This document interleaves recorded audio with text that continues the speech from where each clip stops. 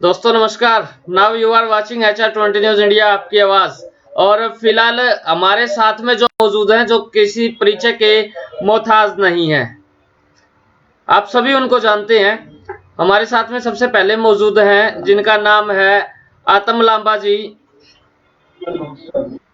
Achievers defence academy के director हैं हिसार शहर से। और दूसरे हमारे साथ में मौजूद हैं डॉक्टर युद्धवीर लांबा जी, DCC इंस्टीट्यूट हिसार चलाते हैं। तो फिलहाल मोदी जी तो मन की बात करते ही थे, आज टीचर्स भी मन की बात करने के लिए हमारे बीच में पहुंचे हैं। इनसे बातचीत करेंगे कि आखिर जो लॉकडाउन का माहौल है उसके अंदर कितना कुछ फर्क पड़ा है टीचर्स के वर्क को। सबसे पहले मैं स्वागत करता हूं आतम लांबा सर का। सर स्वागत है आपका HR20 न्यूज इंडिया, आपके पास पूरी जनता आपको देख पा रही है जी। क्या कहेंगे शिक्षा जगत के अंदर कितना यानी कि नुकसान हुआ है इस लॉकडाउन का?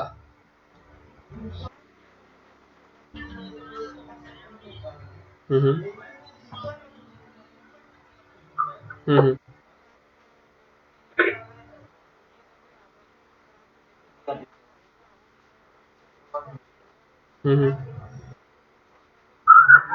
हम्म जी। हम्म जी।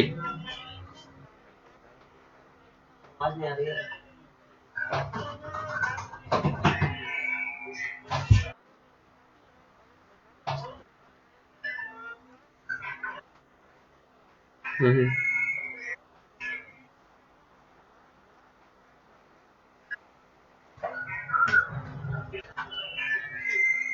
जी। एक मिनट रुक जाइए सर, एक मिनट। शायद आवाज में गड़बड़ बता रहे हैं आपकी।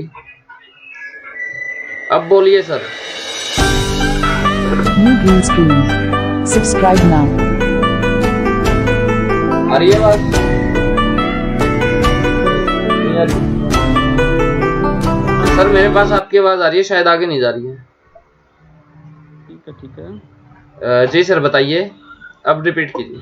हाँ सर, सरकार कहीं ना कहीं सर ये पॉलिसी विहीन हो चुकी है इस एजुकेशन के मामले में। ठीक है, सारी चीजें खुली है। अगर आप देखते हो बस स्टैंड के ऊपर भीड़ है, मार्केट में भीड़ है, शराब के ठेके खुले हैं, रैलियां हो रही हैं, लेकिन बंद है तो केवल एजुकेशन सेक्टर जो है वो कम्प्लीटली सरकार ने बंद कर दिया है। ठीक है, तो इस नुकसान को आगे भविष्य में हम आंक नहीं सकते जी। अब जी। एक ही मॉडल प्रतीत हो रहा है कि glass is better than class. सरकार को भी यही लग रहा है कि glass is better than class. जो ठेके हम खुले देखते हैं, लाइनें लंबी लंबी लाइनें लगी हुई है, लेकिन शिक्षा जो है ये कम्प्लीटली बंद की गई है सर। तो बहुत ज्यादा नुकसान है इसमें।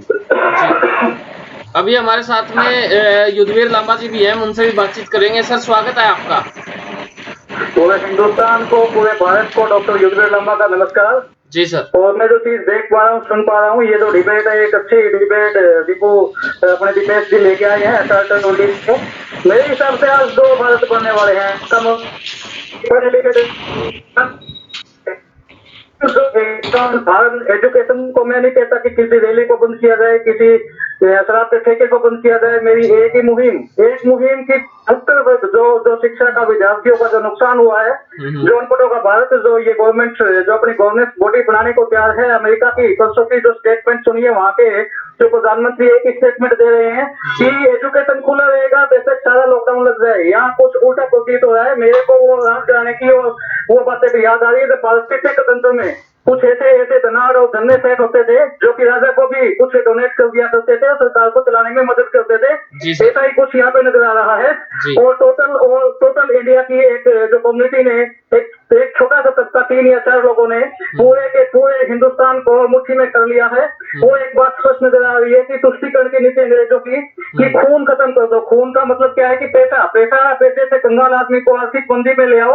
आदमी बोलना ही बंद कर देगा, खून नहीं होगा तो आवाज कहाँ से आएगी, कहाँ से गर्मी आएगी। मैं थोड़ी सी एक आपको छोटी सी बात बताता हूँ। लॉकडाउन के दौरान जो वैक्सीनीकरण हुआ, आफ्टर दैट 25% हार्ट इंजरीज जो WHO के अनुसार बढ़ी है। और एक चीज मैं आपको दिखा दूं थोड़ा सा, बिपिन रावत जी जो कि एक प्लेन क्रैश के अंदर मारे जाते हैं, 4 दिन के बाद वो मुद्दा खत्म हो जाता है। और आपकी जानकारी के लिए मैं बताऊं, न्यूक्लियर साइंटिस्ट 197 न्यूक्लियर साइंटिस्ट पिछले 15 सालों में उनको मारा जा चुका है।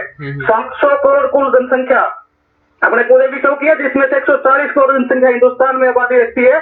और उसको आबादी की बात करें, उसमें अगर मान लिया जाए कि 100 रुपए एक इनकम एक आदमी की 2 साल पहले थी, तो उसकी जो डेली की दिनचर्या की खर्चा जो था वो 80 रुपए था।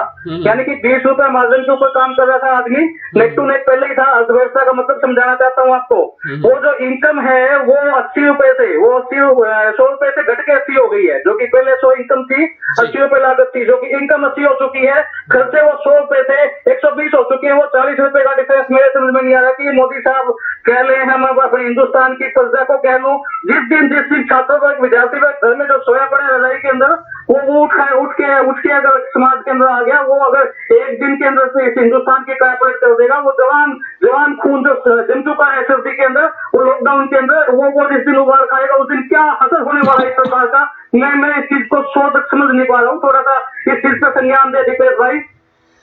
आपने खून उबाल खाने का जिक्र किया है। हरियाणा सरकार के अंदर 25 साल से उम्र घटाकर 21 साल कर दी गई है शराब पीने की। क्या लगता है, खून उबाल मारेगा या फिर शराब मारेगा? नहीं, ठीक है, कहीं ना कहीं 21 ईयर 18 ईयर वो एक क्राइटेरिया है किसी भी चीज का, पूरी जीवन का।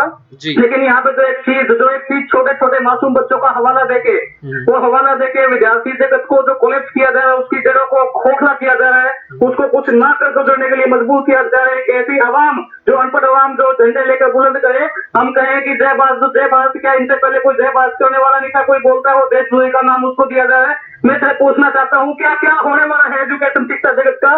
कल क्या होगा? कुछ बताएगा मेरे को? क्या एग्जाम होंगे? क्या स्कूल का लॉकडाउन खुलेगा? लॉकडाउन लगाने वाले सभी है, खोलने वाला भी कोई है या नहीं? थोड़ा सा बताएं एक बार, समाज मेरे को जवाब दे इस बात का। क्या क्या आप लोग इकट्ठा होने के लिए तैयार हैं? क्या इस चीज के लिए कोई आवाज उठाने के लिए तैयार है? डेमोक्रेसी नाम की कोई चीज है तो आप मेरे को बताएं थोड़ा, दिपेश भाई। जी, आतम लांबा सर हमारे साथ में। सर क्या कहेंगे? फिलहाल युद्धवीर जी ने बहुत बड़े सवालात यहाँ पर खड़े कर दिए हैं। युद्धवीर जी की जो बातें हैं उनका मैं स्वागत करता हूं, और स्वागत के योग्य इन्होंने ये बातें कही हैं। अगर आप देखिए सरकार की शिक्षा की प्रति नीतियों की अगर आप बात करें, तो जैसे मैं मेरे ही सेक्टर से लगा लूं, आप achieve defence academy air force navy coaching देती है, नेवी एयरफोर्स तैयारी करवाते हैं। पिछले ये लगाओ कि 2 रिजल्ट पेंडिंग है। 2020 का फाइनल रिजल्ट अभी तक इन्होंने नहीं दिया ना। 2021 जुलाई का एयरफोर्स का रिजल्ट इन्होंने जारी किया। 9300 कुछ वैकेंसियां जो HSSC के अंडर में निकली थी, उनको इन्होंने रद्द कर दिया है। आर्मी का कोई एग्जाम हुआ नहीं है। बच्चा अपना सामान लेके इशारा आता है, अपने एक्सपेंसेस करता है, और लॉकडाउन के बाद निराश होके वो लौट जाता है। ठीक है। और जो भी एग्जाम हो रहे हैं वो भी अकॉर्डिंग टू जो उन्होंने पैटर्न दे रखा है, HSSC का कोई एग्जाम हो, किसी भी चीज का एग्जाम हो, वो पैटर्न के अकॉर्डिंग नहीं हो पा रहे हैं। तो कहीं ना कहीं सरकार की नीतियां जो है सर, ये भटक चुकी है शिक्षा के प्रति। अगर मैं बात करूं तो सर थोड़ा सा रोकने का प्रयास करूंगा, आप दोनों को थोड़ा सा सुने। तीन तरह के लोग पाए जाते हैं। पर्सन पुरुष वो है जो लैंडलॉर्ड लोग हैं, उनको कर चाहिए, कर का मतलब उनको टैक्स चाहिए, उनको रेंट चाहिए। तृतीय पुरुष वो है जो जॉब वाले हैं, जॉब वाले को पैसा चाहिए। मध्यम पुरुष वो है जो आगे एजुकेशन को बिजनेस बना के बैठे हुए हैं। 2 साल से हर महीने एक इंस्टीट्यूट का एक स्कूल का 2 लाख रुपए एक महीने को रन करने का एक्सपेंस है। यानी कि 24-48 लाख रुपए एक आम आदमी के ऊपर आज सिर के ऊपर जो है कर्ज खड़ा है। उस कर्ज का कोई समाधान किसी के पास है तो मेरे को थोड़ा सा बताएं। और दूसरा, स्टूडेंट को एक नुकसान और भी है। डिजिटल क्लासेस के लिए बोल रहे हैं, अभी आप ऑनलाइन चलाओ और करो। अगर आप देखते हैं दीपेश जी, नेट के कारण अपने को कितनी समस्या आ रही है, समझ रहे हो? ये तो एक उदाहरण अपने सामने ही है। गांव में देखते हैं 30 से 40% लोगों के पास नेट है, प्रॉपर कनेक्टिविटी नहीं है। तो कहाँ से डिजिटल क्लासेस पॉसिबल हो पाएगी? और सेंटर नेटवर्क कनेक्टिविटी के मैं हिसाब के सेंटर में हब में बैठा हूँ, और मेरी सिर्फ फोटो आप लोग देख पा रहे हैं। इंटरनेट की कनेक्टिविटी हिसार शहर में नहीं है। आप एक बच्चे के पास आप सोचते हो कि वो 4G का कनेक्शन लेके बैठेगा, माइक्रोफोन सिर के ऊपर लगा के बैठेगा, और सिर्फ पढ़ने में उसका ध्यान होगा। एक बार क्लिक करने से कितनी ही ऐप उस मोबाइल के अंदर खुल जाती है। आप लोग गाने पीछे मेरे ख्याल से ऑनलाइन का खेल तमाशा साल से चला रहता है। इस खेल तमाशे को बंद कर दिया जाए, बच्चे के विद्यार्थी के जो कोई विषय पर सुरक्षित कर लिया जाए। आज भी एक समाज के लिए सचेत होने के लिए एक मुहिम हमने चलाई है। हमने इस एक डिबेट के माध्यम से एक आम आदमी पेरेंट्स को जागरूक करने के लिए एक मुहिम है कि आप सब लोग अवेयर हो जाएं अपने बच्चों के भविष्य के प्रति। उनके बच्चे को अंधेरे में धकेल दिया जा रहा है, इस बात को लेकर सजग हो जाएं सभी। जी, ये तो आतम लांबा खुद जानते हैं, आतम लांबा सर खुद भी जानते हैं कि अभी कितना वक्त लगा हम लोगों को कनेक्टिविटी को यहाँ पर जोड़ने के लिए, और उसके बावजूद भी यहाँ पर कनेक्टिविटी नहीं हो पाई। कनेक्शन नहीं है, कनेक्टिविटी कराते हो, कनेक्टिविटी तो खत्म कर दी गई है। पहले कनेक्टिविटी अच्छी थी, अब नेटवर्क का जो 5G का एक्सपेरिमेंट होने वाला है, उसके बाद देखने के बाद क्या क्या होने वाला है। बच्चों का हेल्थ का भी नुकसान है, हेल्थ के साथ भी, बच्चों की हेल्थ के साथ भी खेला जा रहा है। और ना जो एक आई कॉन्टेक्ट टीचर और स्टूडेंट का होना चाहिए वो नहीं बन पा रहा सर। अभी जैसे एक दो बैच निकले हैं बीच में एकेडमी के, जो स्टफ हमारे को बच्चों का मिला है वो बहुत ही पुअर था। मतलब वो बच्चे कहीं भी, मतलब ये नहीं लग रहा था कि वो +1 +2 की तैयारी करके भी आए हैं। वो ये लग रहा था उनका लेवल जो है वो 8th और 9th लेवल का है। हालांकि सरकार ने उनको +2 में पास कर दिया, मार्क्स उनको दे रखे हैं, किसी को 95% दे रखे हैं, किसी को 96 पॉइंट वाजिब बात है। टॉपिंग नंबर 100% कॉलेज में एडमिशन नहीं हो रहे हैं, लेकिन वो 10th पास बच्चा 10th का भी भूल चुका, 2 साल के बाद +2 करके आ रहा है। ये हालात है हिंदुस्तान के, कोई किसी की सुनना नहीं चाहता, कोई किसी की जानना नहीं चाहता। मॉडल विद्यार्थी का जो है नीचे डाउन जा चुका है। आज विद्यार्थी के पास कुछ नहीं है, ना शिक्षा है, ना ज्ञान है, ना समझ है। युद्धवीर जी आपके पास में हम जरूर आएंगे, लेकिन उससे पहले आतम जी अपनी कुछ बात रख रहे थे, मैं उनको कहूंगा कि अपनी बात जो है वो जरूर कंप्लीट करें। जी जी जी। और दूसरा, युद्धवीर जी ने सेंटर संचालकों का, लाइब्रेरी संचालकों का, पीजी संचालकों का जो ये बताया है, ये हमारी समस्याएं भी वाजिब है। भाई लाखों रुपए लगा के सेंटर संचालक है, लाइब्रेरी संचालक है, पीजी संचालक बैठे, सरकार सबसे पहले जो बंद कराती है, इनके ऊपर कोई ऐसी पॉलिसी नहीं रखती भाई आप 50% बच्चों के साथ क्लासेस लगाएं, आप 60%, इनको सीधा ही क्लोज कर दिया जाता है सर जी। जैसे युद्धवीर जी ने बताया, जो सबसे जो प्रथम पुरुष जो है वो सेंटर संचालक है या पीजी संचालक है, जो अपना व्यवसाय चला रहे हैं, कहीं ना कहीं उनके हितों के ऊपर भी सरकार के द्वारा कुठाराघात इन चीजों पॉलिसियों के द्वारा किया जाता है। बच्चों का सब नुकसान है ही है, और ना डिजिटल की इतनी जो सुविधाएं हैं, जो अपने रूरल एरियाज का बच्चा वहां उपलब्ध नहीं है। बच्चा अपना सामान लेके आता है, तैयारी करता है, उनको एग्जाम में कुछ और मिलता है, उनको जो दिया जाता है भाई आपका इस पैटर्न पे एग्जाम आएगा, वो उनको मिलता नहीं। कहीं ना कहीं सरकार पॉलिसी भी नहीं इस चीज में। अभी एक पुलिस का एग्जाम था सर, जिसके अंदर अखबार में एक बहुत बड़ी स्टेटमेंट छपी थी कि 120 व्यक्ति जो है वो लगभग फर्जी निकल चुके हैं। क्या लगता है ईमानदारी से सब कुछ चल पा रहा है? ईमानदार सरकार। पुलिस के एग्जाम की भी बात करूंगा। मैं आपको एक बात बता दूं, आज बिजनेस की बात ही नहीं हो रही, बिजनेस खत्म हो चुका है। लोग जो रेंट के ऊपर से वापस अपने घर जा चुके हैं। अर्थव्यवस्था का जो एक बहुत बड़ा ऑपरेशन, एक सिजेरियन बच्चा पैदा होने वाली बात यहाँ पे हो चुकी है। जो लोग एफर्ट करते हैं, प्रयास करते हैं कि आज बेच स्टार्ट होगा, आज बच जाएंगे, आज बच बढ़ के आएगी, वो उस चीज के लिए प्रयास में दोबारा से पैसा उस आंख में वहां तोड़ी जा चुकी है बार बार। अब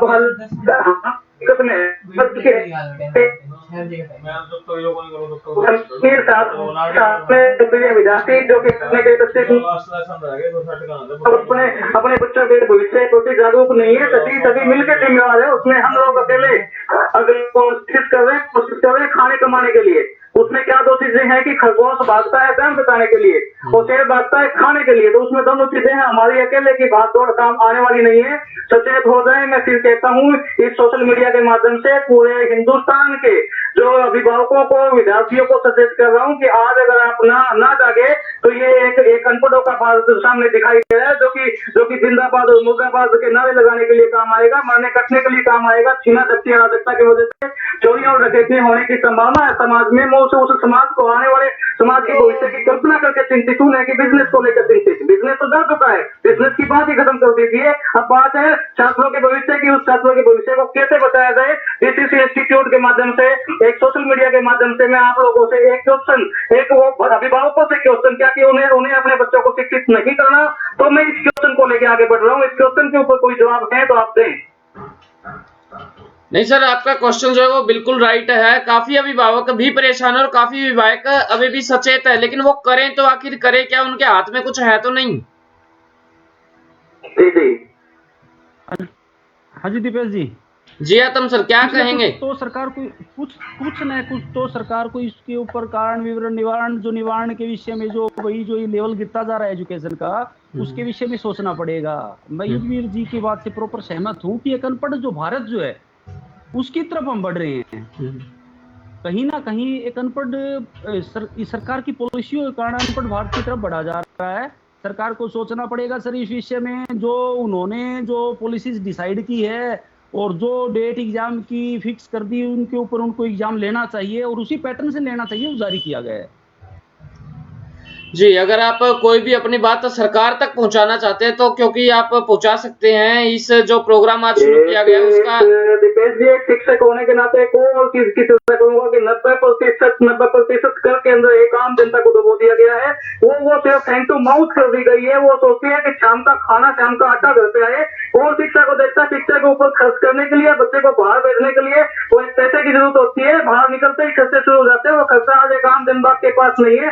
क्या ये चीज को लेकर जागरूक है सरकार की? शिक्षा के लिए क्यों नहीं आवाज उठ रही? क्योंकि वो जो उनके अंदर जो खून था, खून का मतलब आर्थिक मंदी की जो लहर विश्वव्यापी है, लेकिन हिंदुस्तान की जो आर्थिक मंदी की लहर है वो विश्व से भी ज्यादा बड़ी है। सूरजमुखी की तरह मुंह जो फैला के खड़ी हुई है, जो कि पूरे हिंदुस्तान को ग्रसित कर देने वाली है। वो मंदिर गिराने का मंदिर तो है ही है कि गड़िया सुननी पड़ी है, लेकिन वो मंदिर जो मारकाट का मंदिर, जो युद्ध महाभारत युद्ध में हुआ था, जब बात कही थी दुर्योधन ने युधिष्ठिर को कि किसके ऊपर राज करोगे, ये मैं पूछ रहा हूँ कि मोदी जी से कि किसके ऊपर राज करेंगे? रोती बिलखती विधवाओं के ऊपर, वो रोते विलाप करते बच्चों के ऊपर जिनके माँ बाप मारे जा चुके होंगे मारकाट के अंदर। मैं उस मंदिर को लेकर बात कर रहा हूँ कि 90% कर के बाद पढ़ने लिखने की आजादी नहीं, काम करने की आजादी नहीं, स्वायत्ता और स्वामी भक्ति एक लिमिट होती है, उस लिमिट को क्रॉस कर दिया गया है। मैं ये सोच रहा हूँ कि जिस दिन वो छात्र संघ उठ खड़ा होगा उस दिन क्या होने वाला, वो बवाल से कैसे सरकार बचेगी, ये जानने का मैं प्रयास कर रहा हूँ। मैं अभिभावकों से फिर अपील कर रहा हूँ कि अपने बच्चों का भविष्य बताएं, सुरक्षित करें। सर, काफी बच्चे तो ऐसे भी हैं जिनकी डेट 28 साल तक की होती है, वो बाद में फॉर्म अप्लाई नहीं कर पाते, लेकिन फिलहाल इस कोरोना जैसी महामारी के अंदर उनकी डेट जो है वो निकल चुकी है। वो क्या करेगा? नहीं सर, अगर आप एयरफोर्स वगैरह की बात कर लें और कोई कुछ एग्जाम ऐसी है जिनकी एज सारी 20 साल तक होती है जी, बच्चा जो है ओवर एज हो चुका है और उनका रिजल्ट घोषित नहीं किया गया है, तो कुछ ना कुछ सरकार को इस विषय में सोचना पड़ेगा सर। क्योंकि बच्चा तैयारी करने लगा था, 2 साल उसको तैयारी करते हुए 2 साल में उसका रिजल्ट नहीं आया, 18 साल का तैयारी करने लगा, 20 साल का और होने के कारण पे है और उसका रिजल्ट अभी तक घोषित किया नहीं गया है। तो कहीं ना कहीं सरकार को इस विषय में मेरी तो यही अपील है कि कुछ एजुकेशन के बारे में सोचा जाए और जो एग्जाम हो चुके हैं उनका रिजल्ट निकाला जाए।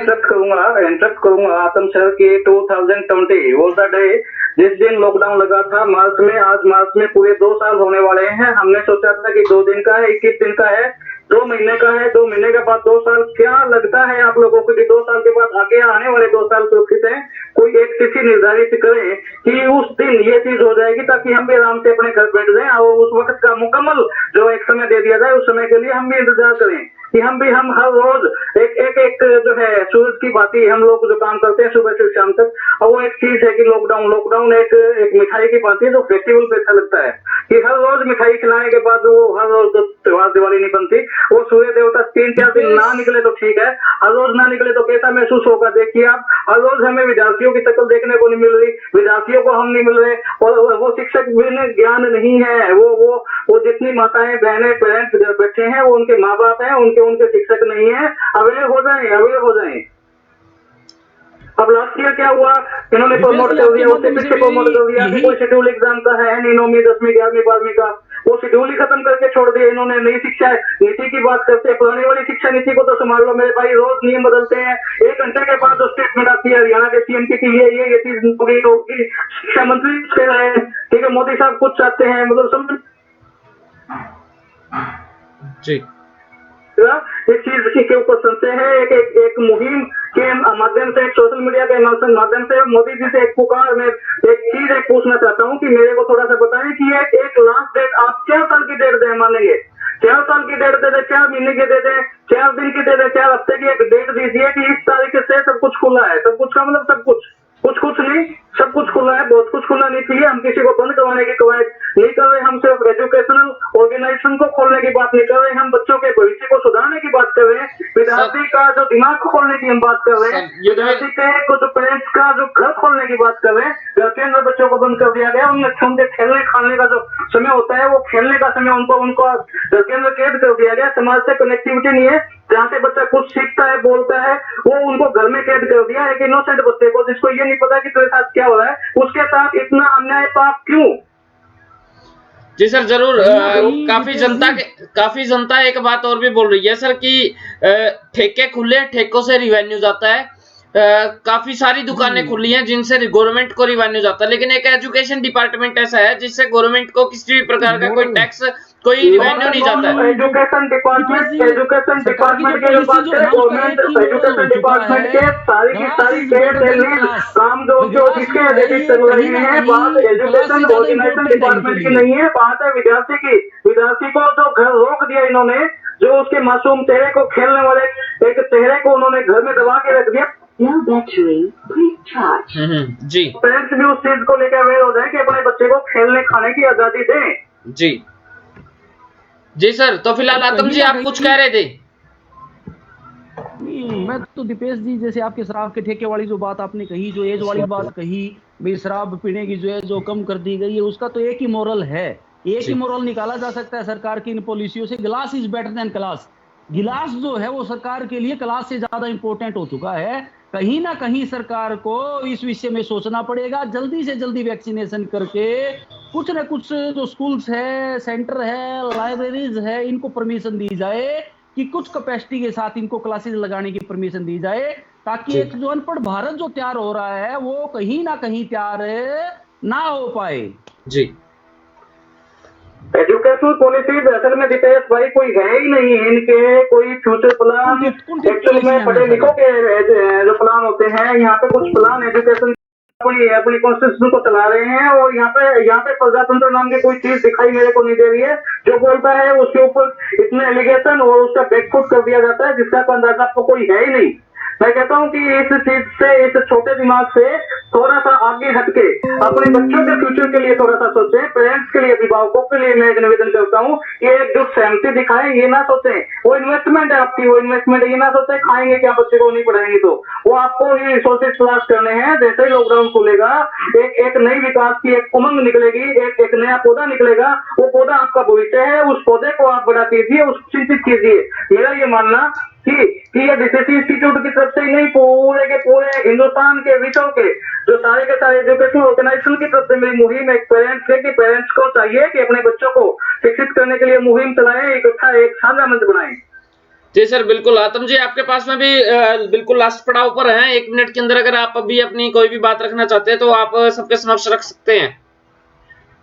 मेरी तो सर बस सरकार से यही अपील है कि अनपढ़ भारत ना तैयार किया जाए, जो पहले परीक्षाएं हो चुकी है उनके रिजल्ट घोषित किए जाएं, और जो पहले प्रोग्राम था परीक्षाओं का वो परीक्षाएं आयोजित की जाए, कुछ न कुछ छूट देके सेंटर संचालकों को कुछ कैपेसिटी के साथ जल्दी वैक्सीनेशन करवा के और क्लासेज सुचारू रूप से की जाए, ताकि बच्चों के एजुकेशन का नुकसान ना हो। बस यही अपील करना चाहूंगा। चलो एक लास्ट अपील मेरी तरफ से महामहिम मोदी से, जो 2 साल में कितनी ही बार मन की बात थाली बजवा चुके हैं, वैक्सीनेशन करवा चुके हैं कि फ्री में पहले भी महामारी आई थी, फ्री में वैक्सीन लगी थी, इतना ढिढोरा नहीं पीटा गया। चलो कोई बात नहीं, वो एक समाज कल्याण के लिए वो चीजें चल रही है। मेरी एक रिक्वेस्ट की महामहिम मोदी जी, मेरी जैसी अगर आवाज सुने तो 2 शब्द बोल दे, तो 2 साल में ना बोले। एजुकेशन के लिए 2 शब्द बोल दे, एजुकेशनिस्ट के लिए, विद्यार्थियों के लिए 2 शब्द बोल के दिखाए। ये वही प्रधानमंत्री है जो 5 सितंबर को सबसे पहले आते उन्होंने सारे बच्चों से मन की बात की थी, पूरे नेटवर्क को कनेक्ट करके पूरे इंडिया के,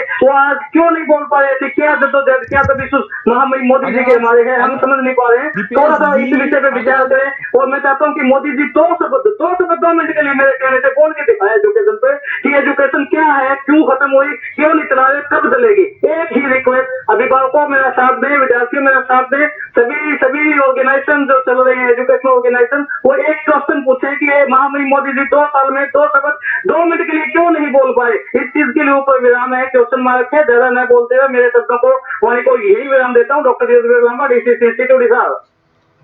जी सर, आतम जी आप भी कुछ कह रहे थे? कहीं ना कहीं जो मौलिक अधिकार जो शिक्षा का है उसका हनन तो सर किया ही जा रहा है बच्चों का। जी, ठीक है। आज अगर आप न्यूज चैनल्स देखते हैं, ज्यादातर देखते हैं, आज तक देखते हैं, हर जगह आ गया, रूस यूक्रेन का युद्ध हो गया, चाइना इंडिया का वार हो गया। कहीं ना कहीं इस चीज को जो मुख्य समस्या जो है एजुकेशन, इसको नहीं दिखाया जा रहा। इसके ऊपर सरकार को गौर करना चाहिए तथा इसके ऊपर कदम उठाने चाहिए सर। वो तो सर इस प्रकार दिखाते जैसे बस आज की रात ही है, कल तो उठना ही नहीं है, बस रात को फारिग हो जाएंगे, कल दुनिया खत्म हो जाएगी। और उनको ये नहीं पता जो बड़ा नुकसान हो रहा है, जो स्लो पॉइजन जो है, जो एजुकेशन का नुकसान जो हो रहा है वो स्लो पॉइजन है, वो कहीं ना कहीं भारत की जड़ों को खत्म करेगा। उसके ऊपर सरकार को विचार करना चाहिए और कुछ ऐसी पॉलिसी बनानी चाहिए ताकि शिक्षा जो है ये सुचारू रूप से जारी रह सके और बच्चों के भविष्य के साथ ना खेला जाए। आतम सर, जब एक बात बोल दी जाती है कि हम सभी को कोरोना के साथ में जीना सीखना होगा, लेकिन उसके बावजूद भी जीना सीखना दूर, यहाँ पर तो सारी चीजें बंद की जा रही हैं। काफी लोग तो ऐसे हैं, आपका काम तो बिल्कुल बंद हो चुका है। इंस्टीट्यूट ये सोची साल है, षड्यंत्र है, जिसके तहत ये सारा काम हो रहा है, जिसकी कोई रूपरेखा बहुत पहले बन चुकी है, जिसके तहत वायरस को उतारा गया है। कभी किसान आंदोलन को लेकर, कभी किसी चीज को लेकर माइंड डाइवर्ट किया जाता है, कभी अभिनंदन को लेकर, मतलब ये कहते हैं कि हमने इस में ये कर दिया, वो कर दिया। जो रिसर्च की रिपोर्ट्स हैं वो सामने आ नहीं रही है, साइड इफेक्ट्स हैं, वो कोई बात नहीं, आप वैक्सीनीकरण करवा रहे हो, कोई बात नहीं। उसके बाद तो आप वैक्सीनीकरण हो चुका है, रिपोर्ट तोड़ वैक्सीनीकरण के बाद आप दोबारा से लॉकडाउन कर रहे हो, इस चीज का उचित समझ में नहीं आ रहा। ठीक है, तो इस चीज के ऊपर ध्यान दिया जाए। आज की डिबेट से बहुत ही फ्रूटफुल रहेगी, इस चीज के लिए मैं आशान्वित हूँ। धन्यवाद सहित आप सभी का। Thank you sir, thank you Yudhvir ji. Dipesh भाई, आपके प्रयास को, सार्थक प्रयास को नमन। Thank you sir, thank you so much. Okay sir. जी आतम सर, आप कुछ कह रहे थे, बीच में रह गए थे, लगता है कनेक्शन टूट चुका है। तो फिलहाल आप ये देख पा रहे हैं, यहाँ पर कनेक्टिविटी को आपस में जोड़ने के लिए इतना वक्त लगा और उसके बावजूद भी वो रिजल्ट नहीं निकल पाया जो निकलना चाहिए। हालांकि वहां पर भी वाईफाई है, 4G कनेक्शन, यहाँ पर भी वाईफाई है, 4G कनेक्शन, और उसके साथ में युद्धवीर लांबा जी जो उनसे सर हैं उनके पास में भी 4G कनेक्शन है। उसके बावजूद भी ये हालात है। तो आप देख पा रहे हैं, समझ पा रहे होंगे कि किस प्रकार एक टीचर अपने बच्चों को पढ़ाता है एजुकेशन के दौर के अंदर मोबाइल के साथ में, और बच्चे क्या पढ़ पाते होंगे, क्या आई टू आई कनेक्टिविटी है उनकी, क्या वो समझाने की कोशिश कर रहे हैं जो वो समझ पा रहे हैं। बहुत सारी चीजें ऐसी है जहां पर उधेड़ बिनों के अंदर सब कुछ ताने बाने उलझ कर रह गए हैं। सरकार का इसकी तरफ ध्यान नहीं है और नो डाउट कहीं ना कहीं पर जो जनता देखना चाहती है उस विषय को दबाया जा रहा है, जो उठाना चाहिए वो दिख ही नहीं पा रहा है। तो फिलहाल आपका क्या मानना है, कमेंट सेक्शन में जवाब जरूर दीजिएगा। और एक सार्थक प्रयास जो है वो लगातार यहाँ पर हमेशा किया जाएगा लाइव डिबेट के अंदर। अगर आप कभी भी आप भी जुड़ना चाहते हैं तो आप नो डाउट आप जुड़ पाएंगे।